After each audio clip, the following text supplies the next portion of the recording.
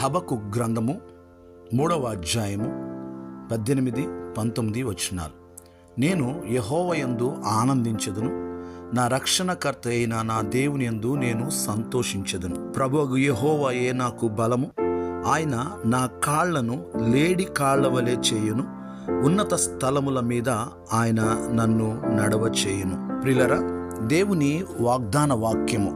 నీవు యెహోవా యందు ఆనందించగలిగితే నీ పరిస్థితి ఏమైనప్పటికీ, నీ స్థితిగతులు ఏమైనా గాని దేవుని యందు నీవు ఆనందించు. ఆయననే నీ బలముగా చేసుకో. ఆయన వాగ్దానాలను జ్ఞాపకం చేసుకో. ఆయన కృపను జ్ఞాపకం చేసుకో. ప్రభువు నిన్ను ఉన్నత స్థలముల మీద ఆయన నిన్ను నడవ చేస్తాడు. ప్రార్థన.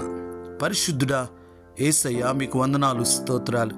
ఈ వాగ్దాన వాక్యం విని ఈ ప్రార్థనలో ఏకీభవించిన ప్రతి ఒక్కరిని, వారి కుటుంబాన్ని మీరు దీవించమని ప్రార్థన చేయుచున్నాం. ప్రభువా, మా యొక్క లేమిలో, మా యొక్క స్థితిగతులలో మీరు మాకు తోడుగా ఉన్నందుకు వందనాలు. మా పరిస్థితి ఏమైనప్పటికీ, అది దుఃఖమైన, వేదన అయినా, మీ యందు ఆనందించే అనుభవాన్ని మాకు అనుగ్రహించండి.